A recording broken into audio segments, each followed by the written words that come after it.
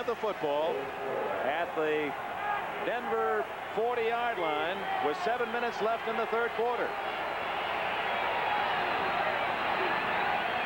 A reverse to Harold Jackson, and he's in trouble. And a tackle made by Tom Jackson, number 57. John Grant in on the play, and the Broncos were not fooled a bit by the reverse.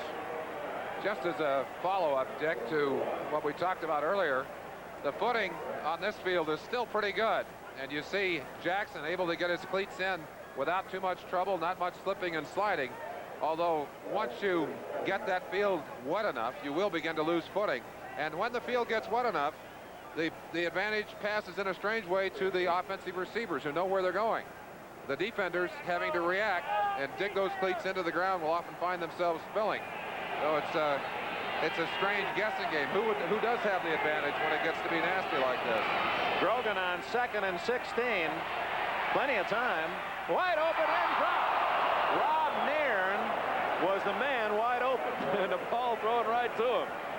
Nairne with a touchdown in the first half after his teammate Steve Watson blocked a New England punt, and Nairne carried it in 28 yards. Well, it seems a little silly to say at this point. Grogan, on days when he is throwing the ball well, will occasionally throw this kind of a pass, seemingly right into the hands of an opponent. Although on that particular throw, I think the ball was just a little over the head of number 44, Don Calhoun, and Nairne was so shocked he dropped it. New York Giants continuing to play well. Lead Atlanta in the third quarter, 17-3. Billy Taylor's just scored. Grogan, a deep drop. Fires to this side, incomplete to Calhoun. Well covered by Shaw. Now New England unable to move the football. A flag is down. Offside is the preliminary signal against New England. Now Grogan, recognizing that, heads for the sidelines, and Denver will decline and ask for the punt. Miami shut out Baltimore. Offsides on the defense, number 81. So New England, should they lose, will move back into a first place tie with Miami in the East. And as you look ahead with 5 weeks to go at the wild card spots, it's going to be tougher and tougher for those Eastern teams to get a wild card. There are some clubs with better records elsewhere. Rick Upchurch, the all-time punt return leader.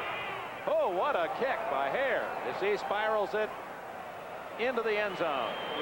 First down, Denver at the 20-yard line. Timeout, third quarter, Mile High Stadium. 5 minutes and 45 seconds remain. New England unable to capitalize on the fumble recovery. Still trails the Broncos 38-10. West contenders have done today. On this touchdown, Earl Campbell goes over 1,000 yards for the year. The Oilers turn back the Oakland Raiders 31-17, so the Raiders drop to a 6-5 record. But meanwhile, the San Diego Chargers come back against the Cincinnati Bengals. Here, Fouts to Artie Owens for a touchdown. The Chargers win 26-24. They remain 8-3. The Broncos will need a victory to stay tied in the West. Let's go back to Denver and Dick Enberg. Denver ball at the Bronco 20-yard line. Third quarter, 5:45 remaining. Dick Enberg, Merlin Olsen at snowy Mile High Stadium, where Denver leads New England 38-10. First down carry by Keyworth for a couple 3 yards, and Steve Nelson says there's a fumble. No official signal as yet. Patriots say they have the ball. Has it been blown dead, or is it just a matter of digging through that pile to find out who has the pumpkin?